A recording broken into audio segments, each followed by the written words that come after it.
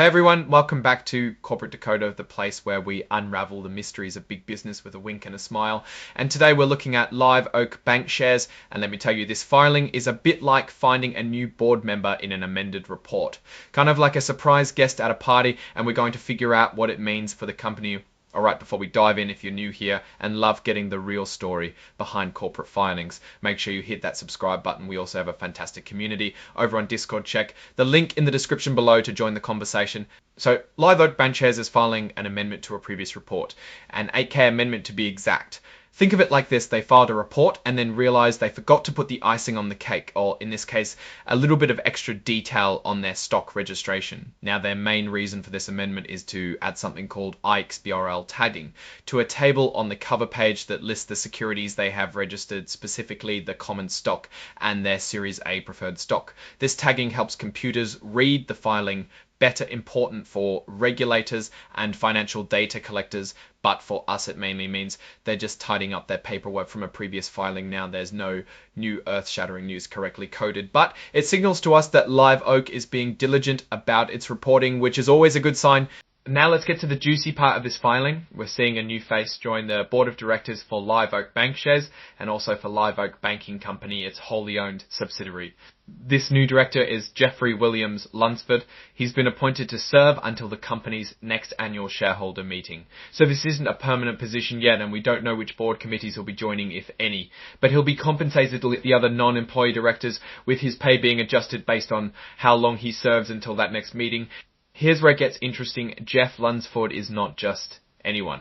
He's the chairman of the board and a co-founder of a company called Defense Storm. Now, Defense Storm sounds like it's up to some serious business. They provide information technology and cybersecurity solutions specifically for financial institutions, which is right in Live Oak's wheelhouse. So they're bringing in someone with experience directly relevant to their industry. This could be a strategic move to bolster their cybersecurity and tech expertise, which is specifically relevant to their industry.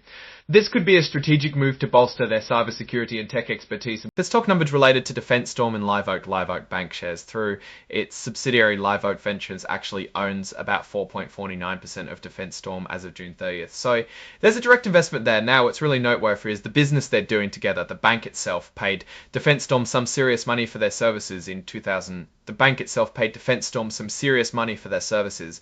In 2024, the bank spent $469,000 on these services, a significant amount of money going to a company where the new board member has such a prominent role, plus other directors and executives at Live Oak and their families collectively own another 3.96% of Defense Storm, and Jeff Lunsford himself, along with his immediate family, owns about 8.83% of Defense Storm, and Jeff Lunsford himself, along with his immediate family, owns about 8.83% of Defense Storm, and Jeff Lunsford himself, along with his immediate family, owns about 8.83% of Defense Storm, and Jeff Lunsford himself, along with his immediate family, owns about 83% of Defense Storm, and Jeff Lunsford himself, along with his immediate family, owns about... To go along with this appointment, Live Oak has also attached a press release as an exhibit to this filing dated August 12th.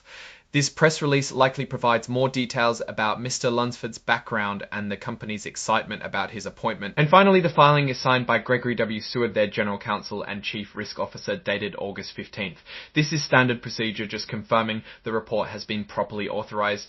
So let's break down what this all means. Live Oak Bankshares is making a strategic addition to its board with Jeffrey Lunsford, bringing in expertise in cybersecurity and technology, which is crucial for a modern bank. It's significant that he comes from Defense Storm, a company Live Oak already does substantial business with and has an investment in. This aligns with the company's focus on financial technology and security. You can see this in the significant payments made to Defense Storm by the bank. However, the extensive connections and financial interests between Live Oak's leadership and Defense Storm are something to monitor. It's not inherently bad, but it does raise the bar for transparency and governance.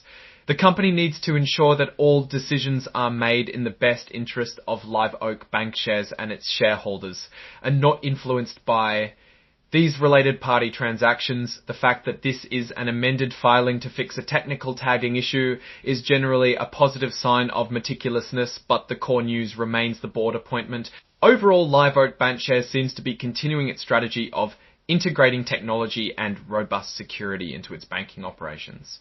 The addition of Mr. Lunsford is a clear signal of that commitment. The key for investors will be to watch how this relationship with Defence Storm plays out and ensure that the company continues to prioritise shareholder value amidst these interconnected interests. What do you all think about this board appointment and the strong ties to Defence Storm? Let us know in the comments below. If you found this breakdown helpful, give it a thumbs up and subscribe for more corporate decoding. If you want to chat about this and other filings, join our Discord community. The link is in the description below. Thanks for watching, and we'll see you in the next one.